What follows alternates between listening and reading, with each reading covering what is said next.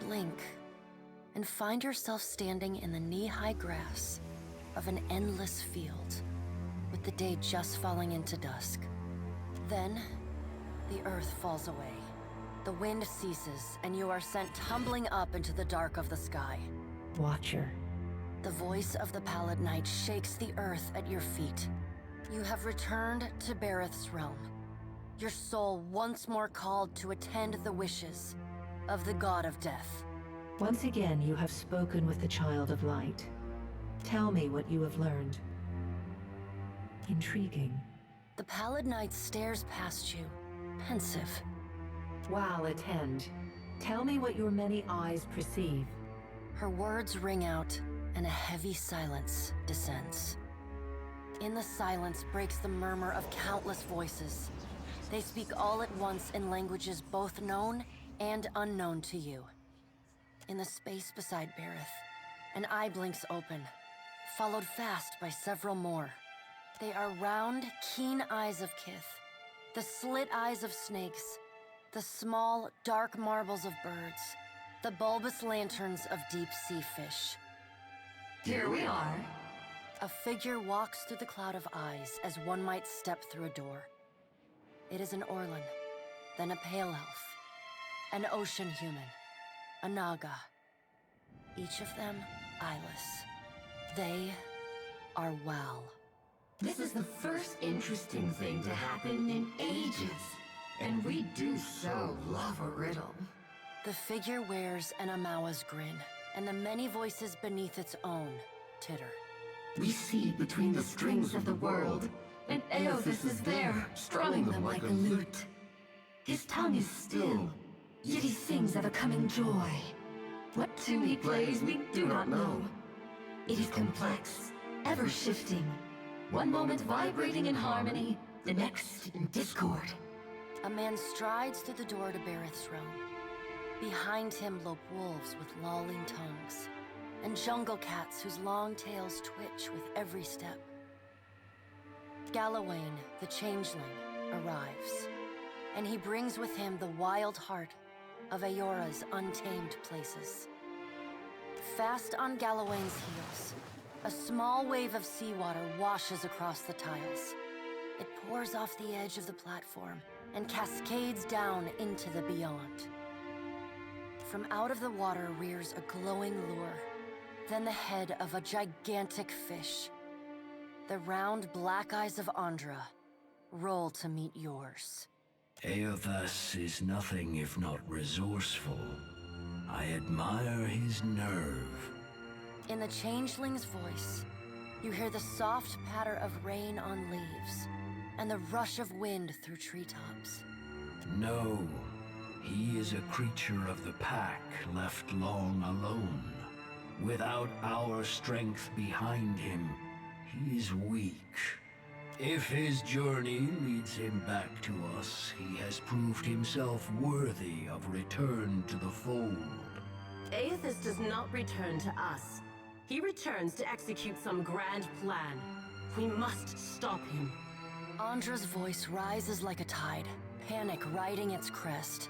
The doors lining the walls of Berath's realm slam open in unison. Warped pieces of ancient armor and the remnants of discarded weapons roar through the doorways. They meet in the center of the room, in a shower of sparks, and form the vague figure of a man. Finally, a blacksmith's sledge hurtles past your shoulder, and the figure snatches it from the air.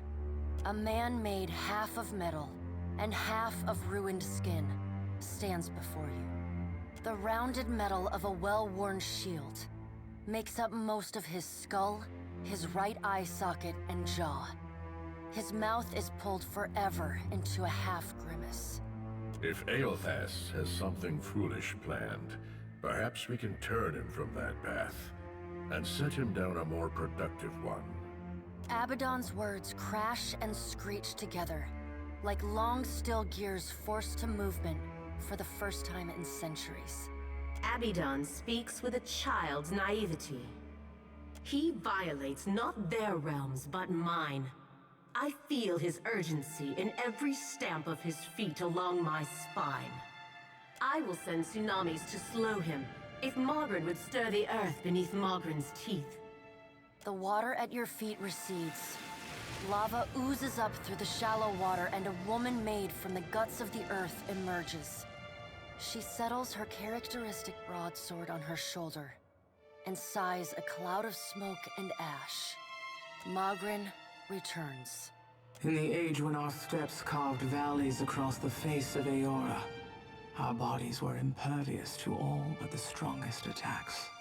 I doubt fire and water will be enough to stop him.